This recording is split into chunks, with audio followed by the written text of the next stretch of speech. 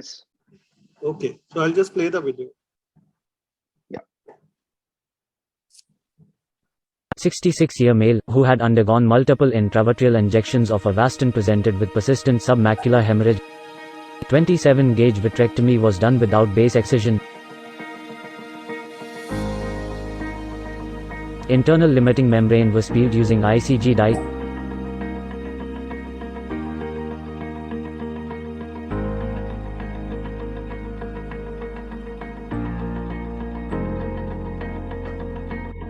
.40-gauge microcannula was used to inject TPA into subretinal space. TPA is used in the concentration of 12.5 micrograms in 0.1 ml solution. TPA is injected till it covers whole of the submacular hemorrhage and reaches beyond the temporal arcades.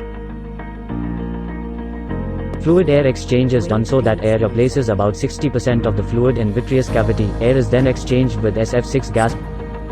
Visual acuity improved to 6/36 after 2 weeks and to 6/24 after 4 weeks of surgery. The most common complication seen with this procedure is a macular blowout resulting in a macular hole. This is mainly due to the uncontrolled forceful injection by the assistant who is pushing the plunger while the surgeon holds the syringe. This also leads to shaking of surgeon's hand while injection. To overcome this, an automated subretinal injector can be made in the OR. A 1 ml tuberculin syringe is cut at 0.5 ml mark. Plunger is cut with a length of 0.1 ml longer than syringe. A small hole is made into the rubber of a 10 ml syringe. The cut tuberculin syringe is then fitted into the rubber. A hole is then drilled in the 10 ml syringe and its hub is removed. Tuberculin syringe prepared earlier is then fitted in this 10 ml syringe as shown. This apparatus is then connected to the VFI system on vitrectomy machine. The drug is filled into the syringe from top and microcannula is connected. The speed of the injection can be foot controlled.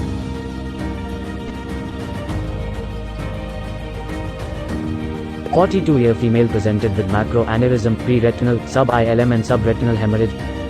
27-gauge vitrectomy was done without base excision.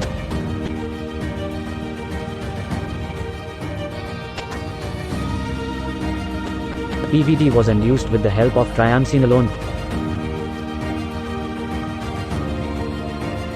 Vitrectomy was completed. ILM peeling was done using ICG dye and the sub-ILM blood was washed away.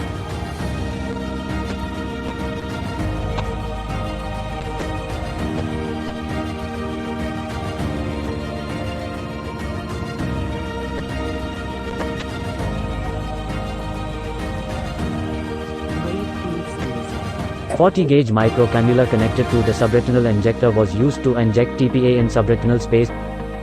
Notice the smooth injection and less shaking of hands in this case. Fluid-air exchange is done so that air replaces about 60% of the fluid in vitreous cavity. Air is then exchanged with SF6 gas. The visual acuity improved to 6/12 at 4 weeks post-op. These are a few more cases of submacular hemorrhage treated with the same technique.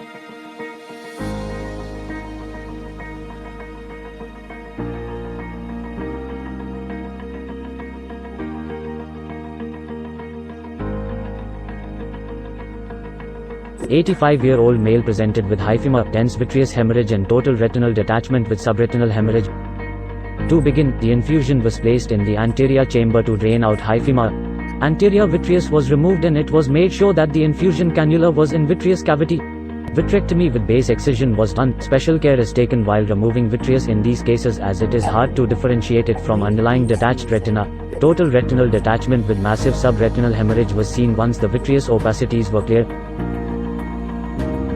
Endodiathermy was done in the temporal peripheral retina in order to perform a large drainage retinectomy. Initially, the bulk of subretinal blood was aspirated through a small retinotomy using a brush needle. This prevents overspill of blood in the vitreous cavity, thus obscuring the view. Retinectomy is then extended and the retina is flipped to reveal the subretinal space. Remaining subretinal blood is then removed slowly using backflash needle. Large clots are removed using vitreous cutter. One needs to be patient and remove as much blood as possible. This may sometimes take a lot of time and multiple attempts are needed for complete removal.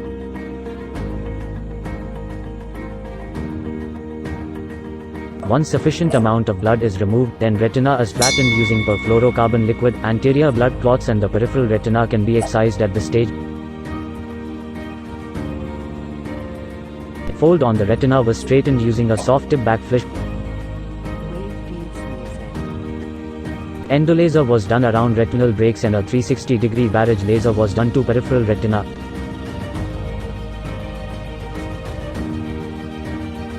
A direct PFCL silicone oil exchange was performed. 65-year-old female presented 12 days after cataract surgery with vitreous hemorrhage, retinal detachment, subretinal hemorrhage, suprachoroidal hemorrhage and a possible needle perforation. Vitreous hemorrhage was cleared. Below the hemorrhage massive choroidals were present. 26-gauge IV cannula was inserted in suprachoroidal space at the point of highest elevation. Once the cannula is in the right space, the metallic stylet is withdrawn and the plastic cannula is left to drain the suprachoroidal fluid. After flattening the choroidals, a large retinectomy was done to drain subretinal fluid. First, the brush needle was introduced in the subretinal space through a small opening to drain the bulk of subretinal blood. This prevents the overspill of blood in the vitreous cavity.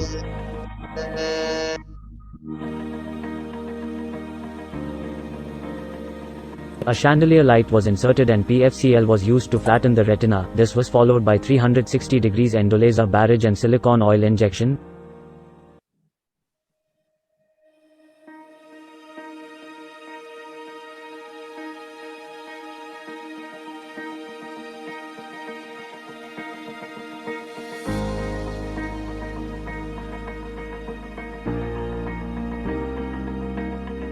Two months post-operative, the retina was attached and the best corrected visual acuity had improved to 6/24. The patient is advised removal of silicone oil.